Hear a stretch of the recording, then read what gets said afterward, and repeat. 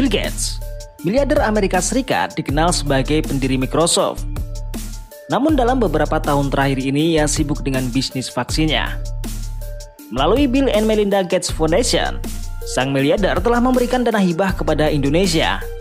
Namun, ia ingin Indonesia menjadi tempat uji klinis vaksin tuberkulosis yang dikembangkannya. Apakah ini berarti Indonesia akan jadi kelinci percobaan terkait vaksin ini?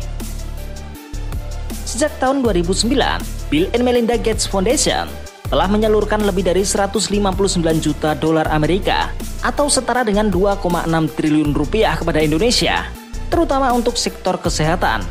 Dana tersebut digunakan untuk berbagai inisiatif, termasuk pengadaan vaksin dan penguatan kapasitas produk vaksin di dalam negeri. Salah satu contoh adalah dukungan terhadap Bio Farma, perusahaan farmasi milik badan usaha milik negara yang kini mampu memproduksi 2 miliar dosis vaksin polio setiap tahun.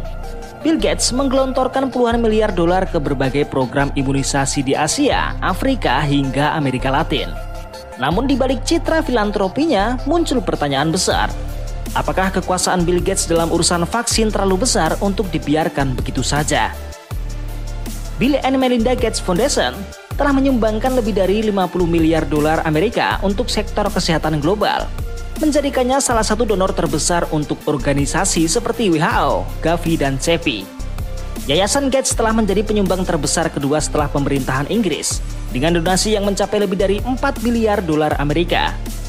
Di sisi lain, Bill Gates telah tercatat pernah berinvestasi langsung ke perusahaan Bio Farma, seperti BioNTech dan CureVac, dua nama besar dalam pengembangan vaksin COVID-19. Menurut data dari Forbes dan SEC, Gates Foundation telah membeli saham BioNTech senilai 55 juta dolar Amerika pada tahun 2019 yang nilainya melonjak saat pandemi melanda. Pengaruh Gates makin mencolok saat pandemi COVID-19 melanda dunia. Ia terlibat dalam peluncuran inisiatif COVAX dan menyumbang ke WHO saat Amerika Serikat menghentikan pendanaan. Namun program ini dikritik karena distribusi vaksin yang timpang, yang dimana negara-negara berkembang tetap tertinggal.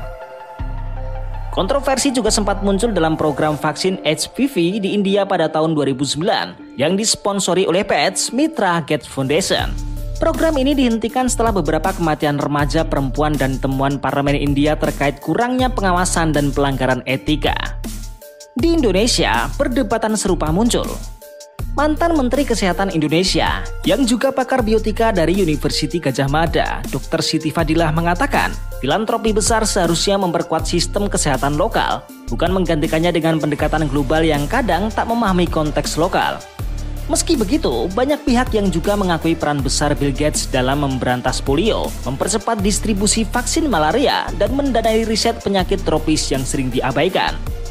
Kini dunia dihadapkan pada dilema antara memanfaatkan dana dan jaringan Bill Gates yang sangat besar atau membatasi pengaruhnya demi menjaga akuntabilitas publik.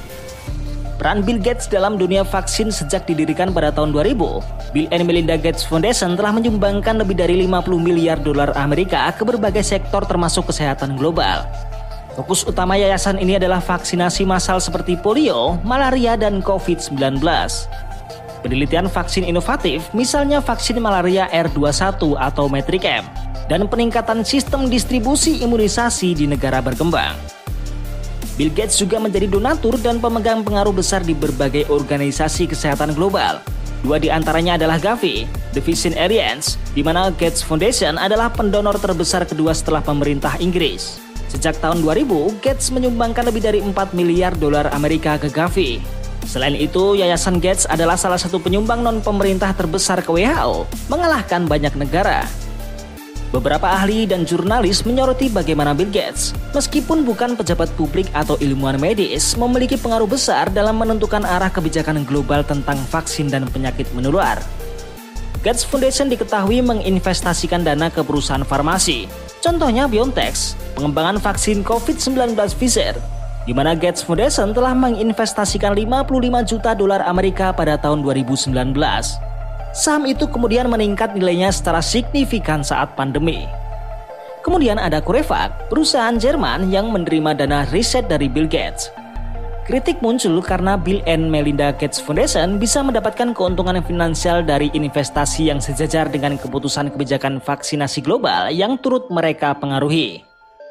Beberapa program vaksinasi yang didukung Gates di Afrika dan Asia Selatan telah dikritik karena minimnya pengawasan etis, kurangnya persetujuan informasi yang benar dari peserta, penolakan dan protes dari komunitas lokal. Contohnya program vaksin HPV di India pada tahun 2009 yang melibatkan remaja perempuan berusia 9 hingga 15 tahun mengalami kematian dan efek samping.